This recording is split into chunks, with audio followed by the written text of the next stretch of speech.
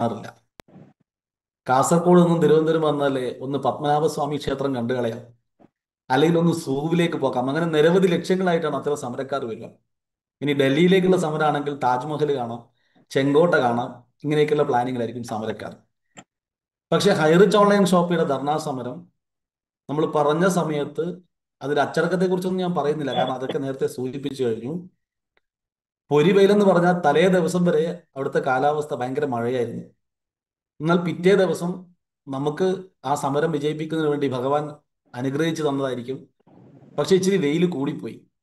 എന്നിട്ട് കൂടി പങ്കെടുത്ത മുഴുവൻ ആളുകളും വളരെ ആവേശത്തോടെ മുദ്രാവാക്യം വിളിക്കുകയാണ്. പറയുന്ന എല്ലാ കാര്യങ്ങളും അനുസരിച്ചുകൊണ്ട് ഒരുപക്ഷെ ആ തെരുവീതികൾക്ക് ഉൾക്കൊള്ളാൻ കഴിയാത്ത അത്രയും ആളുകളാണ് സമരത്തിൽ പങ്കെടുത്തുകൊണ്ടിരിക്കുന്നത്. ഒരു ഘട്ടത്തിൽ മൈക്കിലൂടെ അനൗൺസ് ചെയ്യേണ്ടി വന്നു, രണ്ടാമത്തെ വരിയിൽ വാഹനങ്ങൾ പോകാൻ അനുവദിക്കണം, ഹൈറിച്ചുകാരായ ആളുകൾ മാറി ഒന്നാമത്തെ വരിയിൽ നിർദ്ദിഷ്ട സ്ഥലത്തേക്ക് മാറണമെന്ന് പറഞ്ഞ് ആളുകളെ അടക്കി നിർത്താൻ വേണ്ടി പാടുപെടുകയായിരുന്നു. സമരം കഴിഞ്ഞിട്ട് കൂടി അവിടെ നിന്ന് ആരും തന്നെ പിരിഞ്ഞു പോകാനുള്ള വല്ല ലക്ഷണമൊന്നുമില്ല.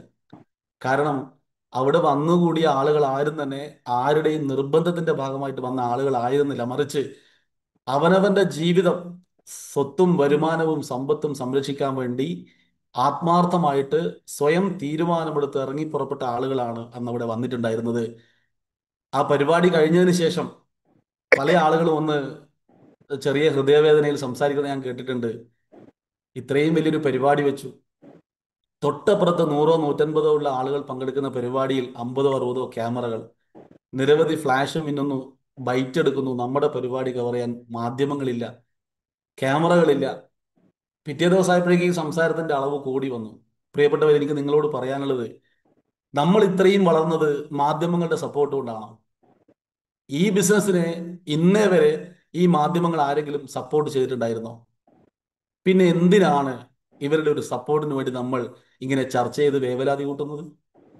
ഇവരുടെ ആരുടെയും സഹായമില്ലാതെയാണ് നമ്മൾ വളർന്നത്.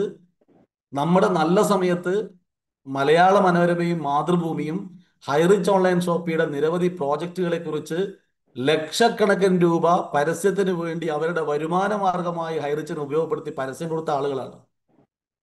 അപ്പോൾ അവരുടെ പ്രവർത്തനം എന്ന് പറയുന്നത് ഭരണഘടന അനുശാസിക്കുന്ന രീതിയിലുള്ള ഒരു മാധ്യമ പ്രവർത്തനമല്ല ഇന്ന്, മറിച്ച് വെറും ഒരു ബിസിനസ് ആയിട്ട് മാത്രം അത് മാറിയിരിക്കുന്നു എന്നുള്ളതാണ്. അതുകൊണ്ട് നമ്മൾ ആരും അതിൽ ടെൻഷൻ അടിക്കേണ്ട യാതൊരു ആവശ്യമില്ല. ആ മാധ്യമങ്ങൾ ഉത്തരവാദിത്വം ഏറ്റെടുക്കാത്തതുകൊണ്ട് നമ്മൾ ഓരോരുത്തരും മാധ്യമങ്ങളായിട്ട് മാറി. നവമാധ്യമങ്ങളിലൂടെ നമ്മൾ വളരെ ശക്തമായിട്ട് ഈ വാർത്ത ജനങ്ങളിലേക്ക് എത്തിച്ചു. അവർ പങ്കെടുക്കാത്തത് കൊണ്ട് പ്രത്യേകം നന്ദി മാധ്യമങ്ങൾക്ക് അറിയിക്കുകയാണ്. കാരണം ജനങ്ങൾ മനസ്സിലാക്കി എന്തുകൊണ്ട് ഇത്രയും വലിയൊരു പ്രോഗ്രാം തിരുവനന്തപുരത്ത് ഭരണസിരാ കേന്ദ്രത്തിൽ ഇങ്ങനൊരു സംഘടന നടത്തിയിട്ട്, ഇങ്ങനൊരു ബിസിനസ്സുമായി ബന്ധപ്പെട്ട ആളുകൾ ചേർന്ന് നടത്തിയിട്ട് എന്തുകൊണ്ട് മാധ്യമങ്ങൾ വന്നില്ല എന്നുള്ളതിനെ കുറിച്ച് പൊതുജനങ്ങൾ ചർച്ച ചെയ്തു തുടങ്ങി. ഇത്രയും കാലം ഹൈറിച്ചിൽ പ്രവർത്തിച്ചുകൊണ്ടിരുന്ന ആളുകളാണ് പറഞ്ഞത്, നമ്മളെ പൂട്ടിക്കാൻ, നമ്മളെ മോശമാക്കാൻ കുറെ ആളുകൾ ഇറങ്ങി പുറപ്പെട്ടിട്ടുണ്ടെന്ന് നമ്മൾ പറഞ്ഞപ്പോൾ പലരും വിശ്വസിച്ചിരുന്നില്ല. പക്ഷെ ഈ ഒരു സമരത്തിൽ നമ്മൾ ഇത്രയും ആളുകൾ പങ്കെടുത്ത് വളരെ മനോഹരമായ ഒരു ധർണാ സമരം സംഘടിപ്പിച്ചിട്ട് ഈ മാധ്യമങ്ങളെല്ലാം മാറി നിന്നപ്പോൾ ഇവിടുത്തെ പൊതുജനങ്ങൾക്ക് മനസ്സിലായി ഇതിന്റെ പിറകിൽ എന്തൊക്കെയോ കളികളുണ്ട്. അല്ലായിരുന്നുവെങ്കിൽ ഇത് കവർ ചെയ്യാൻ അവർ വരുമായിരുന്നു. തൊട്ടടുത്ത മണിക്കൂറിൽ നമുക്ക് അനുകൂലമായ അടുത്ത പ്ലസ് പോയിന്റ് വരികയാണ്. നമ്മുടെ ഉദ്ഘാടകനായി വന്ന ബഹുമാനപ്പെട്ട X MP Shri Muraleedharan sir, അദ്ദേഹത്തെ കുറിച്ച് ഭാര്യ സാർ അഭിനന്ദനങ്ങളും നന്ദിയൊക്കെ പറഞ്ഞിട്ടുണ്ട്. ഞാൻ പറഞ്ഞാൽ വീണ്ടും വീണ്ടും ആവർത്തനമായി പോകും. പക്ഷേ പറയാതിരിക്കാൻ പറ്റില്ല. കാരണം കേരള രാഷ്ട്രീയത്തിൽ എല്ലാ രാഷ്ട്രീയ പാർട്ടികളുടെ നേതൃത്വവുമായി ബന്ധപ്പെട്ട്, ജനപ്രതിനിധികളുമായി ബന്ധപ്പെട്ട് ഈ സമരത്തെക്കുറിച്ച് പറഞ്ഞ് ഈ സമരപരിപാടിയിൽ പങ്കെടുക്കാൻ വേണ്ടി നമ്മൾ സംസാരിച്ചിട്ടുണ്ടായിരുന്നു. കാരണം നമ്മൾ മനസ്സിലാക്കേണ്ടത്, ഇവിടെ സമരം നടത്തുന്നത് ഹൈറിച്ച് ഓൺലൈൻ ഷോപ്പിയുടെ മാനേജ്മെന്റ് അല്ല. ഇവിടെ സമരം നടത്തുന്നത് തൊഴിലാളികളാണ്, സാധാരണക്കാരാണ്, പട്ടിണി പാവങ്ങളാണ്. 1.5 വർഷത്തിലധികമായിട്ട് തങ്ങളുടെ തൊഴിലും വരുമാനവും നഷ്ടപ്പെട്ട് പട്ടിണിയിലേക്കും അതിലും അപ്പുറം പറഞ്ഞാൽ ആത്മഹത്യയുടെ മുമ്പിലേക്ക് പോകുന്ന പാവപ്പെട്ട വോട്ടർമാരായിട്ടുള്ള സാധാരണക്കാർ നടത്താൻ വേണ്ടി തയ്യാറായി ഈ സമരത്തെ ഒന്ന് അഭിസംബോധന ചെയ്ത് സംസാരിക്കാൻ പോലും പലരും തയ്യാറാകാതിരുന്ന ഒരു സമയത്ത് അദ്ദേഹത്തെ പോലെ ഒരു മഹത് വ്യക്തി, അത് നേരത്തെ നമ്മൾ പറഞ്ഞതാണ്, അത് പാരമ്പര്യത്തിന്റെ ഗുണമാണ്. പാവപ്പെട്ടവന് വേണ്ടി ഇറങ്ങി പുറപ്പെട്ട നമ്മുടെ കേരളത്തിൽ ആകെ ലീഡർ എന്ന് വിളിക്കുന്ന അദ്ദേഹത്തെ മാത്രമാണ്. അദ്ദേഹത്തിന്റെ പ്രിയ പിതാവ് കരുണാകരനെ അല്ലാതെ വേറൊരാളെ ലീഡർ എന്ന് കേരള രാഷ്ട്രീയത്തിൽ ആരും വിളിച്ചിട്ടില്ല. അദ്ദേഹത്തിന്റെ മകനാണ് താനെന്ന് ഒന്നുകൂടി അതിന്റെ പ്രൗഢിയും വെളിച്ചവും ഉയർന്ന രീതിയിലായിരുന്നു അദ്ദേഹത്തിന്റെ പ്രതികരണം. തൊഴിലാളികൾക്ക് വേണ്ടി വന്നു, അദ്ദേഹം മാന്യമായി സംസാരിച്ചു. അദ്ദേഹം ചുരുങ്ങിയ സമയം മാത്രമേ സംസാരിച്ചുള്ളൂ, പക്ഷെ ആ പറഞ്ഞ വാക്കുകൾ അങ്ങേയറ്റം അന്വർത്ഥമായ വാക്കുകളാണ്. കാരണം ഇവിടെ പല കുത്തിത്തിരിപ്പുകാരും ഉണ്ട്, അദ്ദേഹത്തിന് മനസ്സിലായി. അതിനെ ഒന്നുകൂടി തെളിയിക്കുന്ന രീതിയിലാണ് കണ്ണൂരിൽ നിന്നുള്ള ഒരു നെഗറ്റീവുകാരൻ വിളിച്ചത്. അദ്ദേഹത്തെ വിളിച്ച് വീണ്ടും തെറ്റിദ്ധരിപ്പിക്കാൻ ശ്രമിക്കണം. അപ്പൊ അദ്ദേഹം ചിന്തിച്ചിട്ടുണ്ടാവും, അതോടൊപ്പം ഇത് കേട്ട ആളുകൾ ചിന്തിണ്ടാവും, എന്തിനാണ് ഒരു വ്യക്തി ഉദ്ഘാടകനെ വിളിച്ച് ഇങ്ങനെ സംസാരിക്കുന്നത്? അദ്ദേഹത്തിന് തെറ്റുപറ്റി. അദ്ദേഹത്തെ പോലെ പതിറ്റാണ്ടുകളുടെ രാഷ്ട്രീയ പ്രവർത്തന പാരമ്പര്യമുള്ള നിരവധി സംഘടനകളുടെ തലപ്പത്തിരുന്ന ഭരണ തലപ്പത്തിരുന്നിട്ടുള്ള അദ്ദേഹത്തിന് തെറ്റുപറ്റിയെന്ന് ഈ ഒരു പേരും അഡ്രസ്സും കൃത്യമായി പറയാൻ കഴിയാത്ത ഒരു കമ്പനിക്കെതിരെ നിരന്തരം നുണ പടച്ചു വിടുന്ന ഒരു ചെറുത്തൻ വിളിച്ചു പറയുമ്പോൾ ഇതും പൊതുജനങ്ങൾ കേട്ടു. ഇപ്പൊ നമുക്ക് ലിവറേജ് ഉണ്ടാക്കി തരുന്നത് ഇങ്ങനെയുള്ള നെഗറ്റീവ് ആളുകളാണ്.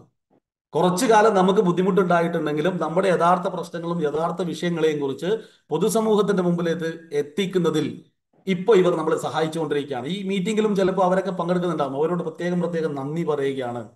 നിങ്ങൾ വിചാരിച്ചാൽ തകർക്കാൻ കഴിയുന്നതല്ല ഹൈറിച്ച് ഓൺലൈൻ ഷോപ്പിയുടെ ബിസിനസ്. നിങ്ങൾ അതുപോലെ തന്നെ ബഹുമാനരായിട്ടുള്ള പല ഗവൺമെന്റ് തലത്തിലുള്ള ഉദ്യോഗസ്ഥന്മാരും ഈ പ്രോഗ്രാമിൽ പങ്കെടുക്കാൻ സാധ്യതയുണ്ട്. കാരണം നമ്മൾ ആ ധർണാ സമരം നടത്തി വിജയിപ്പിച്ചു.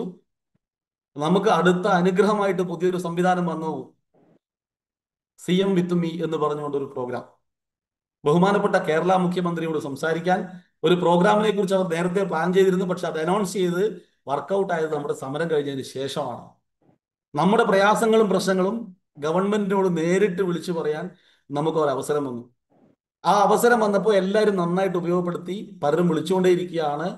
ഞാനും വിളിച്ചിട്ടുണ്ടായിരുന്നു. ഞാൻ വിളിച്ചപ്പോൾ പറഞ്ഞത് ഇങ്ങനെയാണ്: സർ, നിരവധി ആളുകൾ ഹൈറിച്ചുമായി ബന്ധപ്പെട്ട് വിളിച്ചുകൊണ്ടിരിക്കുന്നു. നിങ്ങളുടെ പ്രയാസം ഞങ്ങൾക്ക് മനസ്സിലാവും. ഇത് കോടതിയിലായതുകൊണ്ട് ഞങ്ങൾക്ക് ഇവിടെ കോൾ അറ്റൻഡ് ചെയ്യുന്ന ആളുകൾ കൂടുതലൊന്നും പറയാൻ കഴിയില്ല, ബന്ധപ്പെട്ട ആളുകളിലേക്ക് കണക്ട് ചെയ്ത് തരാം എന്ന് പറഞ്ഞിട്ടുണ്ട്. അതിനുശേഷം ഇന്ന് തിരുവനന്തപുരത്ത് വീണ്ടും കോൾ വന്നു. 48 മണിക്കൂർ സമയമാണ് പറഞ്ഞത്. ആ സമയത്തുള്ള തിരിച്ച് നമ്മളെ ബന്ധപ്പെടുകയാണ്. കാര്യങ്ങൾ വിശദമായി സംസാരിച്ചുകൊണ്ടിരിക്കുന്നു. എന്നോട് പറഞ്ഞിരിക്കുന്നത് കോമ്പീറ്റന്റ് അതോറിറ്റിയിലേക്ക് നിങ്ങളുടെ പരാതി കൈമാറിയിട്ടുണ്ട്. അവിടെ നിന്ന് നിങ്ങൾക്ക് എൻക്വയറിയുമായി ബന്ധപ്പെട്ട ആളുകൾ വരും, നിങ്ങൾ അവരുമായി സംസാരിക്കണമെന്നാണ് പറഞ്ഞത്. നമ്മുടെ പരാതി എത്തേണ്ട സ്ഥലത്തേക്ക് കൃത്യമായി എത്തിക്കൊണ്ടിരിക്കുകയാണ് എന്നുള്ളതാണ് യാഥാർത്ഥ്യം. അപ്പൊ ഈ രീതിയിൽ കാര്യങ്ങൾ മുന്നോട്ട് പോവുകയാണ്. അപ്പോഴാണ് എനിക്ക് വളരെ പ്രധാനപ്പെട്ട ഇത്തരത്തിൽ ആരെങ്കിലും ഉദ്യോഗസ്ഥന്മാരായ ആളുകൾ, ഇതിൽ ഉത്തരവാദിത്തപ്പെട്ട ആളുകൾ പങ്കെടുത്തിട്ടുണ്ടെങ്കിൽ അവരോട് ഒരു കാര്യം ചോദിക്കാനുള്ളത്: 2016 ഹൈറിച്ച് ഓൺലൈൻ ഷോപ്പി ഇവിടെ പ്രവർത്തനം ആരംഭിച്ചത്. 2016 2016 കഴിഞ്ഞു, 17 കഴിഞ്ഞു, 18, 19, 20, 21. 2021 കേന്ദ്ര ഗവൺമെന്റ് ബഡ്സ് ആക്ട് കൊണ്ടുവരുന്നത്. 2021 കേന്ദ്ര ഗവൺമെന്റ് കൊണ്ടുവന്ന buds act Kerala buds act ആക്കി മാറ്റി അതിനകത്ത് ചില കൂട്ടിച്ചേർക്കലുകൾ ചേർത്തുകൊണ്ട് ഒരു അതോറിറ്റിയെ നിയോഗിച്ച് അതിനൊരു IAS ഉദ്യോഗസ്ഥന് ചാർജ്, അതോടൊപ്പം എല്ലാ ജില്ലകളിലും ജില്ലാ കലക്ടർക്ക് കോമ്പീറ്റന്റ് അതോറിറ്റിയുടെ ചാർജ് വെച്ചുകൊണ്ടൊരു നിയമ സംവിധാനം കേരളത്തിനകത്തേക്ക് വന്നു. എന്റെ ചോദ്യം ഇതാണ്: 2021 കൊണ്ടുവന്ന ഒരു നിയമം 2016 അനുസരിക്കാൻ ഞങ്ങൾക്ക് ജ്ഞാനദൃഷ്ടിയൊന്നുമില്ല സർ. ഞങ്ങൾക്ക് അറിയില്ല നിങ്ങൾ 2021 കൊണ്ടുവരുന്ന നിയമം എന്താണെന്ന് ഞങ്ങൾക്ക് അറിയില്ല. 2016 തുടങ്ങിയതാണ് ഞങ്ങൾ. ഈ 2016 തുടങ്ങിയ ഒരു കമ്പനിയുടെ പ്രവർത്തനങ്ങളിൽ നിങ്ങൾക്ക് എന്തെങ്കിലും നിയമവിരുദ്ധമായി കാണുകയാണെങ്കിൽ, ഇത് ഞാനല്ല ചോദിക്കേണ്ടത്, യഥാർത്ഥത്തിൽ മാനേജ്മെന്റും അതുപോലെ തന്നെ അതുമായി ബന്ധപ്പെട്ട് കേസ് നടത്തുന്ന വക്കീലന്മാരും ആളുകളൊക്കെ എങ്കിൽ കൂടിയും ഇതിന്റെ ബുദ്ധിമുട്ട് അനുഭവിക്കുന്ന ആളുകൾ എന്ന രീതിയിൽ, ഇതിലെ തൊഴിലാളികൾ, ഇതിലെ മെമ്പർമാരുടെ ഉത്തരവാദിത്തം ഏറ്റെടുക്കുന്ന ഒരാളെന്ന രീതിയിൽ ചോദിക്കുകയാണ്: 2016 തുടങ്ങിയ ഒരു കമ്പനിക്ക് 2021 വരുന്ന നിയമം എങ്ങനെയാണ് മുൻകൂട്ടി കാണാൻ സാധിക്കുക? ഈ വന്ന നിയമം അനുസരിച്ച് എന്തെങ്കിലും മാറ്റങ്ങൾ ഈ കമ്പനിയുടെ പ്രവർത്തനങ്ങൾ വരുത്തണമെങ്കിൽ എന്തുകൊണ്ട് നിങ്ങൾ ഈ കമ്പനിക്ക് നോട്ടീസ് നൽകി? നാട്ടിലെ ഏത് നിയമം വന്നാലും അങ്ങനെയാണ്. പുതിയ പുതിയ നിയമങ്ങൾ വരുമ്പോൾ കാലങ്ങളായി പ്രവർത്തിച്ചുകൊണ്ടിരിക്കുന്ന കമ്പനികൾക്ക് ആ നിയമത്തിനനുസരിച്ച് മാറ്റങ്ങൾ വരുത്താൻ സമയം കൊടുക്കും. ആ സമയപരിധിക്കുള്ളിൽ അത്തരം കമ്പനികൾ മാറ്റം വരുത്തിയിട്ടില്ലെങ്കിൽ നോട്ടീസ് കൊടുക്കും. വീണ്ടും നോട്ടീസ് കൊടുത്ത് അനുസരിക്കാൻ തയ്യാറാവാത്ത സാഹചര്യത്തിലാണ് ഇത്തരം കമ്പനിയുടെ പ്രവർത്തനം അവസാനിപ്പിക്കാൻ ഗവൺമെന്റ് തയ്യാറാവാറ്. ഇവിടെ ഹൈറിച്ചിന്റെ കാര്യത്തിൽ ഇങ്ങനെ യാതൊരുവിധ തരത്തിലുള്ള കാര്യങ്ങളൊന്നും നടന്നിട്ടില്ല. ഒറ്റയടിക്ക് ഒരു വ്യാജ പരാതി വരുന്നു. ഞാനത് തിരുവനന്തപുരം ധർണാ സമരത്തിൽ വിശദീകരിച്ച് സംസാരിച്ച ഇങ്ങനെയുള്ള വ്യാജന്മാരെ, കൈക്കൂലിക്കാരെ, കള്ളന്മാരെ പറഞ്ഞാൽ കൂടി പോവില്ല. 10,000-കണക്കിന് ലക്ഷക്കണക്കിന് ആളുകളുടെ അന്നത്തിൽ മണ്ണ് വാരിയിടാൻ വേണ്ടി തയ്യാറായ ഇത്തരം ആളുകളുടെ പരാതിയുടെ ഭാഗമായിട്ടാണ് ഹൈറിച്ച് ഗവൺമെന്റ് നിർത്തിയിട്ടുള്ളത്. ഗവൺമെന്റ് അക്കൗണ്ട് ഫ്രീസ് ചെയ്തതിന് ശേഷമാണ് ആളുകൾക്ക് പണം കൊടുക്കാൻ കമ്പനിക്ക് പറ്റാത്തത്. ഫ്രീസായ അക്കൗണ്ടിൽ നിന്ന് എങ്ങനെയാണ് സാർ ജനങ്ങൾക്ക് പണം കൊടുക്കുക? കമ്പനി അക്കൗണ്ട് നിങ്ങൾ ഫ്രീസ് ചെയ്തതിന് മുമ്പ് എത്ര പേർക്കാണ് പണം കിട്ടാതിരുന്നത്? ഒന്ന് പരാതി വരട്ടെ. 2023 ഡിസംബർ മാസം 7-ാം തീയതിക്ക് മുമ്പ് ഹൈറിച്ച് ഓൺലൈൻ ഷോപ്പിലൂടെ റെഡീം ചെയ്യാൻ പറ്റാത്ത കസ്റ്റമേഴ്സ് ഉണ്ടെങ്കിൽ പറയട്ടെ. റെഡീം ചെയ്തതിനു ശേഷം അവർക്ക് കിട്ടുന്ന വരുമാനത്തെക്കുറിച്ച്, ആ വരുമാനം അവർക്ക് കിട്ടിയിട്ടില്ലെങ്കിൽ അവർ പറയട്ടെ. ഒരു കമ്പനിയെ ഒരു സുപ്രഭാതത്തിൽ അടച്ചുപൂട്ടി ബാങ്ക് അക്കൗണ്ടുകൾ ഫ്രീസ് ചെയ്ത് സകല മാധ്യമങ്ങളുടെയും കരിവാരി തേച്ചതോട് നിങ്ങൾ എന്താണ് നേടിയത്? ഇതിന്റെ കൂടെ പ്രവർത്തിക്കുന്ന ആളുകളെ മുഴുവൻ സമൂഹത്തിന്റെ മുമ്പിൽ ഒന്നിനും കൊള്ളരുതാത്തവരായി, കള്ളന്മാരായി, ആളുകളെ പറ്റിച്ചവരായി അവതരിപ്പിച്ചിട്ട് നിങ്ങൾ എന്താണ് നേടിയത്? ഞങ്ങൾ ഈ നാട്ടിലെ സാധാരണ ജനങ്ങളാണ്, ഈ നാട്ടിലെ വോട്ടർമാരാണ് നമ്മൾ. ഞങ്ങൾക്കും ഞങ്ങളുടേതായ ഒരു ദിവസമുണ്ട്. ഞങ്ങൾക്കും ആലോചിക്കാനും ചിന്തിക്കാനും പ്രവർത്തിക്കാനും കഴിയുന്ന ഒരു ഒരു തലത്തിൽ നിൽക്കുന്ന ആളുകൾ തന്നെയാണ് ഞങ്ങൾ. ഞങ്ങളുടെ ഈ പ്രശ്നത്തെ കണ്ടില്ലെന്ന് നടിക്കാൻ എത്ര കാലം നിങ്ങൾക്ക് കഴിയും? ബഡ്സിന്റെ നിയമപ്രകാരം ഒരു കൃത്യസമയം, ഇത്ര ദിവസത്തിനുള്ളിൽ പരാതി എടുത്തുകൊണ്ട് കേസ് പൂർത്തീകരിക്കണമെന്നുള്ള നിയമസംവിധാനത്തിനകത്ത് ചെയ്യാൻ പറ്റാത്തത് കൊണ്ട് ഈ കേസ് നിലനിൽക്കുന്നതല്ലാന്ന് പറഞ്ഞുകൊണ്ട് ഹൈക്കോടതി നമുക്ക് അനുകൂലമായ ഒരു വിധി പുറപ്പെടുവിച്ചോ. ആ വിധി ഉച്ചയ്ക്ക് 2:30 മണിക്ക് പ്രിന്റ് അടിച്ച് കയ്യിൽ കിട്ടി. രാത്രി 10 മണിയാകുമ്പോഴേക്ക് വീണ്ടും 10-10:30 ആകുമ്പോഴേക്ക് വീണ്ടും പുതിയ ഓർഡർ വന്ന് ഈ കമ്പനിയെ ഫ്രീസ് ചെയ്യുകയാണ്. ഇതൊക്കെ പുനഃപരിശോധിക്കാൻ ബന്ധപ്പെട്ട അതോറിറ്റികൾ തയ്യാറാവണം. മാനേജ്മെന്റുമായി ബന്ധപ്പെട്ടിട്ടുള്ള എന്തെങ്കിലും കാര്യങ്ങളുണ്ടെങ്കിൽ നിങ്ങൾ അവരുമായി സംസാരിക്കുക. ഈ ജനങ്ങളെ ഇങ്ങനെ പട്ടിണിക്കിട്ട് കൊല്ലാൻ, ഇങ്ങനെ ബുദ്ധിമുട്ടിക്കാൻ ആർക്കും അവകാശമില്ല. അതുകൊണ്ട് തീർച്ചയായിട്ടും ഇത്തരം കാര്യങ്ങളെക്കുറിച്ച് പരിശോധിച്ച് കൃത്യമായ ഒരു നിലപാടിലേക്ക് ഈ ബഡ്സുമായി ബന്ധപ്പെട്ട ആളുകളും അതോടൊപ്പം ഈ കേസ് കൈകാര്യം ചെയ്യുന്ന, നേരത്തെ നമ്മുടെ പരാതിയുമായി ബന്ധപ്പെട്ട് വിളിച്ച ആളുകളോട് മറുപടി കൊടുത്ത വോയിസ് ഞാൻ കേട്ടിട്ടുണ്ടായിരുന്നു. PPയോട് കേസ് നീട്ടിക്കൊണ്ടുപോകുന്നത് ത്വരിതപ്പെടുത്താൻ വളരെ വേഗത്തിൽ തന്നെ കാര്യങ്ങൾ സംസാരിച്ച് കൈകാര്യം ചെയ്യാനുള്ള നിർദ്ദേശങ്ങൾ കൊടുത്തായിട്ടൊക്കെ CM വിത്ത് മീ എന്ന് പറയുന്ന പ്രോഗ്രാമിലുള്ള മറുപടികൾ കേട്ടിട്ടുണ്ട്. എന്തു തന്നെയായാലും നമ്മൾ കാത്തിടത്തോളൊന്നും കാക്കേണ്ടി വരില്ല. ഒരു 1.25 വർഷം നമ്മൾ നഷ്ടപ്പെട്ടു. പക്ഷെ അത് ജീവിതത്തിലെ എന്തായാലും ജീവൻ നഷ്ടപ്പെട്ടിട്ടില്ല. ജീവിതത്തിലെ ചെറിയൊരു സമയം നമുക്ക് നഷ്ടപ്പെട്ടിട്ടുണ്ട്. കഴിഞ്ഞ 7 വർഷമായിട്ട് ഹൈറിച്ച് ഓൺലൈൻ ഷോപ്പിലൂടെ നമ്മൾ നേടിയ ജീവിതം, ആ സ്വപ്നതുല്യമായ ജീവിതം ഏതാനും മാസങ്ങൾക്കുള്ളിൽ നമ്മുടെ കയ്യിലേക്ക് തിരിച്ചെത്തുമെന്നുള്ള കാര്യത്തിൽ യാതൊരു തർക്കവുമില്ല.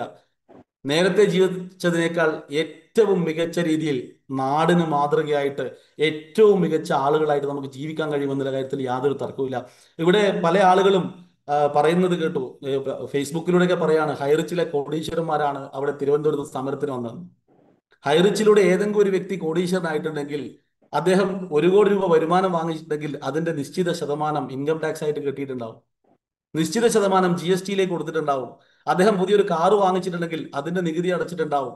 അതിന്റെ സെസ് കൊടുത്തിട്ടുണ്ടാവും. അദ്ദേഹം ഒരു വീട് വെച്ചിട്ടുണ്ടെങ്കിൽ ആ വീട് 1 കോടി രൂപ കൊണ്ട് ഒരു വീട് വെച്ചാൽ ആ 1 കോടി രൂപ അട്ടി വെച്ചല്ല വീട് എടുക്കുന്നത്. ആ നാട്ടിലെ തൊഴിലാളികൾക്ക് തൊഴിലാണ്. ആ നാട്ടിലെ ഉൽപ്പന്നങ്ങൾ വിൽക്കുന്ന ആളുകൾക്ക് കച്ചവടമാണ്, ബിസിനസ്സാണ്. എല്ലാ മേഖലക്കും ഉണർവായിരുന്നു ഹൈറിച്ച് ഓൺലൈൻ ഷോപ്പിംഗ് ഉണ്ടായപ്പോ. ഉപ്പ് തൊട്ട് കർപ്പൂരം വരെ വിൽക്കുന്ന എല്ലാ കടകളിലും നല്ല കച്ചവടമായിരുന്നു. ഹൈറിച്ച് പോയതിനു ശേഷം പല കടകളിൽ നിന്നും പറയുന്നത് ഞാൻ കേട്ടിട്ടുണ്ട്. നമ്മളൊക്കെ സ്ഥിരമായി പോകുന്ന പല കടകളിലെയും ആളുകൾ പറയുന്നു ഹൈറിച്ചിന് പ്രശ്നം വന്നതിന് ശേഷം ബിസിനസ് മോശമാണ്. 260 കോടി രൂപയോളം ഫ്രീസ് ചെയ്യപ്പെട്ട് അക്കൗണ്ടിൽ വെറുതെ കിടക്കുകയാണ്. ഈ മാർക്കറ്റിൽ കിടന്ന് കറങ്ങേണ്ട പണമാണോ? നമ്മുടെ കയ്യിലൂടെ മറ്റൊരു കച്ചവടക്കാരന്റെ കയ്യിൽ, അവന്റെ കയ്യിൽ നിന്നും മറ്റൊരു കച്ചവടക്കാരന്റെ കയ്യിൽ, അങ്ങനെ കറങ്ങി കറങ്ങി മാർക്കറ്റിൽ ഏറ്റവും കൂടുതൽ ബിസിനസ് നടക്കേണ്ട സമയമാണ് ഈ 2 വർഷം. ഈ കൊച്ചു കേരളത്തിന്റെ സമ്പദ് വ്യവസ്ഥയിൽ വലിയ ചലനമുണ്ടാക്കേണ്ട ഒരു വ്യവസായത്തെയാണ് നിങ്ങൾ ഈ നിയമത്തിന്റെ കുരുക്ക് കൊണ്ട് പറഞ്ഞ് വ്യാജമായ പരാതികളുടെ പിറകിൽ പോയിട്ട് നിങ്ങൾ അവസാനിപ്പിച്ചിട്ടുള്ളത്. അതുകൊണ്ട് ദയവായി ഈ ആളുകളുടെ പ്രശ്നങ്ങളെയും പ്രയാസങ്ങളെയും കുറിച്ച് പഠിക്കാനും ഈ മേഖലയെ സംരക്ഷിക്കുന്നതിന് ആവശ്യമായിട്ടുള്ള നിലപാടിലേക്കും ഗവൺമെന്റ് ഇറങ്ങി വരും. അതോടൊപ്പം എല്ലാവിധ സംവിധാനങ്ങളും നമുക്ക് ഉണ്ടാകുമെന്നാണ് ഞാൻ പ്രത്യാശിക്കുന്നത്. നമ്മൾ പറഞ്ഞാൽ ഒരുപാട് സമയം ഇനിയും ഇങ്ങനെ പറഞ്ഞു പറഞ്ഞു പോകേണ്ടി വരും. യഥാർത്ഥത്തിൽ അത്രമാത്രം ഈ വ്യവസായം സംരക്ഷിക്കേണ്ടതുമായി ബന്ധപ്പെട്ട് സംസാരിക്കാനുണ്ട്. നമ്മൾ തുടങ്ങിയിട്ടേ ഉള്ളൂ. സേവ് ഹൈറിച്ച് ഫോറം എന്ന ലേബലിൽ നമ്മൾ ഇറങ്ങിയപ്പോൾ നമ്മൾ അന്ന് പറഞ്ഞിട്ടുണ്ടായിരുന്നു നമ്മൾ തുടങ്ങിയിട്ടേ ഉള്ളൂ. ഒന്നാമത്തെ പടിയാണ് തിരുവനന്തപുരം ധർണാ സമരം. ഇനിയും വരാൻ കിടക്കുകയാണ്. നമ്മൾ ഒരു വിസിലടിച്ചാൽ തന്നെ എല്ലാ ആളുകളും ഒത്തുകൂടുമെന്നുള്ള കാര്യത്തിൽ ഹൈറിച്ച് കുടുംബത്തിൽ തർക്കമില്ല. കാരണം ഇത് മറ്റുള്ള രാഷ്ട്രീയ പാർട്ടിക്കാരെ പോലെ ആളുകളെ കാണിക്കാൻ വേണ്ടി നടത്തുന്ന സമരങ്ങളോ പ്രവർത്തനങ്ങളും അല്ല, ഇത് നമ്മുടെ ഓരോരുത്തരുടെയും ആവശ്യത്തിന് വേണ്ടിയുള്ളതാണെന്നുള്ള തിരിച്ചറിവ് എല്ലാവർക്കും ഉണ്ട്. അതുകൊണ്ട് വരും ദിവസങ്ങളിൽ എല്ലാ അറിയിപ്പുകളും കൃത്യമായി കിട്ടും. ഇത് നമ്മുടെ ആവശ്യമാണെന്ന് തിരിച്ചറിഞ്ഞുകൊണ്ട് മുഴുവൻ ആളുകളും ഭാവി പരിപാടികളിൽ നമ്മളോടൊപ്പം ഉണ്ടാവണമെന്ന് അഭ്യർത്ഥിക്കുകയാണ്. അതോടൊപ്പം ഇന്നത്തെ ഈ മീറ്റിംഗിലും